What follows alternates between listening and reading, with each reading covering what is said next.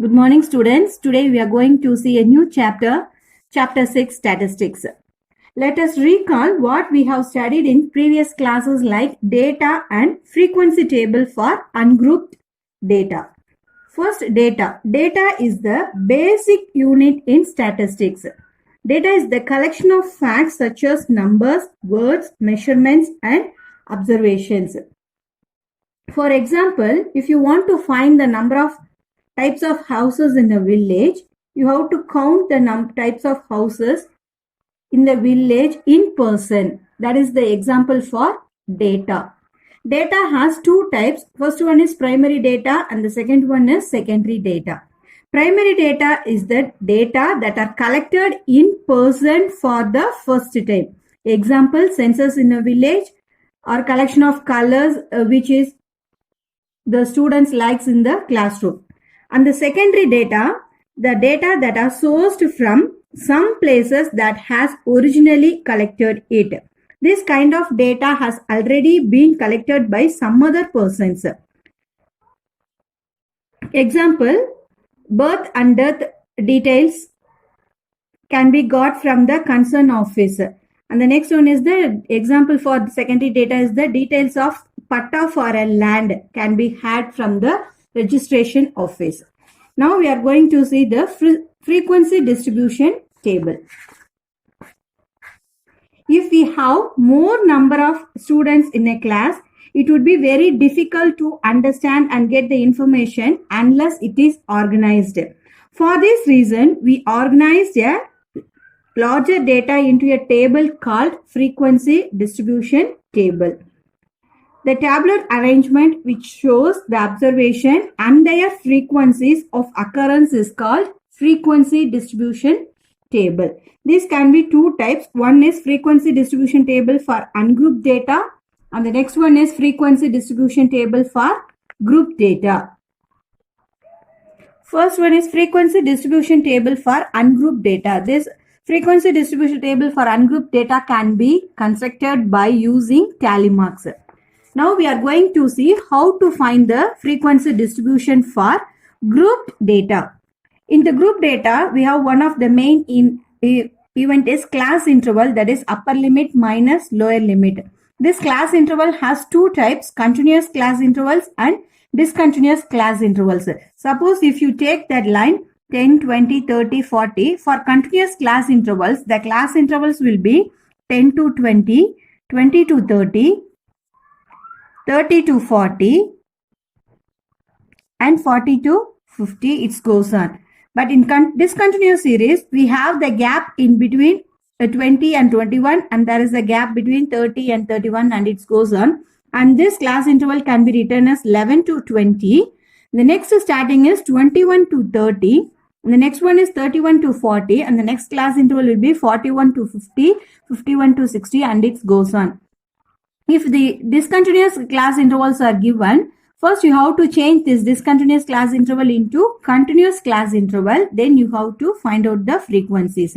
For that, you have to find the difference between the upper limit and the lower limit. That is upper limit of the first class interval and lower limit of the second class interval. You have to find this difference. Here the difference is 21 minus 20. We get the difference as 1.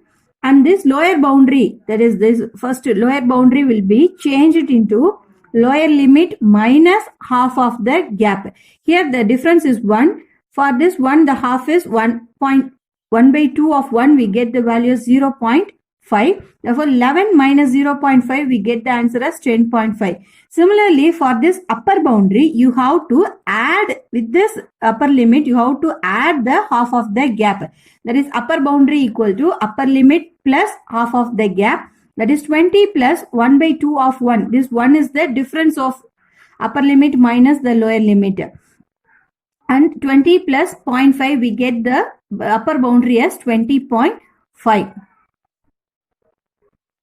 After changing the upper limit and the lower boundary, the changed continuous frequency table for 11 to 20, 21 to 30, 31 to 40, 41 to 50 are 10.5 to 20.5, 20.5 to 30.5, 30.5 to 40.5, 40.5 to 50.5. Here the difference is 1. The half of the difference is 0.5. So we are subtracting 0.5 from the lower limit and adding 0.5 from the upper limit. Then we get the continuous class interval. Using this model, we are going to see the problems from exercise 6.1. Third sum, the continuous series of 10 to 20, 24 to 34, 38 to 48, 52 to 62. Here the discontinuous series is given. You have to change this discontinuous series into continuous series. For that, first you have to find out the difference. The difference can be found out by the upper limit of the second class interval and the lower limit of the second class interval and the upper limit of the first class interval. Here the lower limit of the second class interval is 24 and the upper limit for first is 20. When we find the difference, we get the answer as 4. To find the lower boundary and the upper boundary, for lower boundary you have to subtract the half of the gap, and for the upper boundary you have to add it. Here 4, the half of this 4 will be get as 2. So to find the lower boundary, the first lower limit is 10. 10 minus 2, that can be changed as 8. Same way for upper boundary, you have to add the half of the gap. That is, here the upper limit is 20. 20 plus half of 4, that is 20 plus 2, we get 22. Like that, you have to change it for all the class intervals. Then the continuous series of 10 to 20, 24 to 34, 38 to 48, 52 to 62 can be written as, when you are subtracting 2 from the lower limit, we get 8. When you add 2 to the upper limit, we get 22. 8 minus 8 to 22. Same way, when you subtract 2 from 24, we get 22. When we add 2 to 34, we get 36. The second class interval will be 22 to 36. Similarly, the third one is 36 to 50, and the fourth class interval is 50 to 64.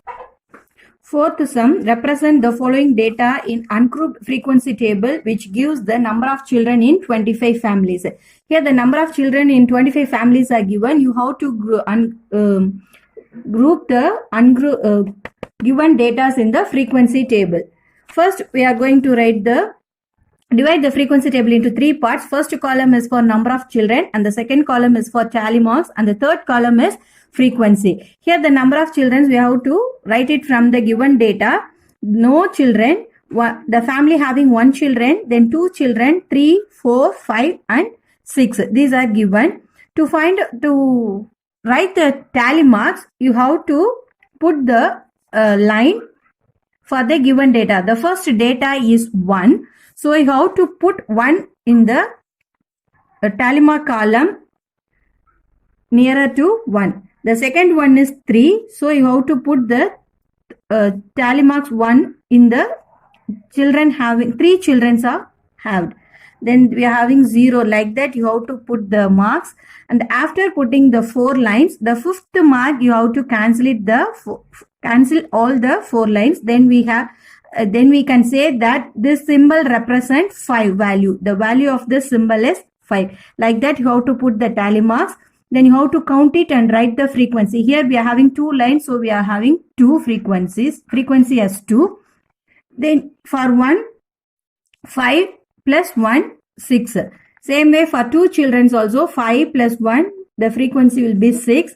Here we are having 4 lines, therefore 4, 3, 3, 1. Then after writing this frequency, you have to add this total. The total we get it as 25. This is given in the question itself, that is the number of children in 25 families. Therefore, the total will be 25. The fifth sum, form a continuous frequency distribution table for the marks obtained by 30 students in a 10th standard public examination. Here also they had given the ungrouped data. For this ungrouped data, we are going to find out the continuous frequency distribution table. To find the continuous frequency distribution table, first you have to find out the class intervals. The number of possible class intervals can be found out by using the formula range by class size. The range can be found out from the formula maximum value minus minimum value. From this given data, the maximum mark is 495 and the minimum mark is 157. Using these two values, we are going to find out the range.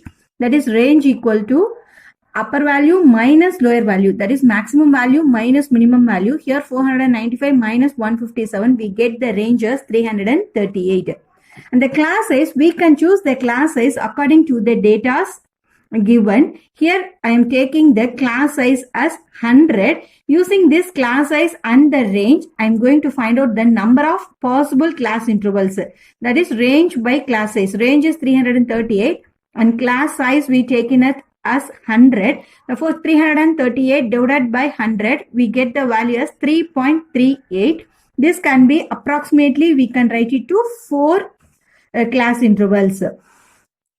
After finding the number of possible class intervals, we are going to write the frequency table. The first column is class interval and the second column is tally marks and the third column is frequency. This class interval, the minimum mark starts from 157. So we are starting the class intervals from 100 to 200, 200 to 300, 300 to 400 and 400 to 500. 4 class intervals. After writing these 4 class intervals, you have to mark this tally marks by using the given data. Then using this tally marks, you have to write the frequency. Here the frequency for 100 to 200 is 2. 200 to 300 is 9, 300 to 400 is 12 and 400 to 500 is 7. Then at last you have to find out this total for this frequency. That is 2 plus 9 plus 12 plus 7, we get the total as 30. This is the frequency distribution table for the given 30 students. Thank you.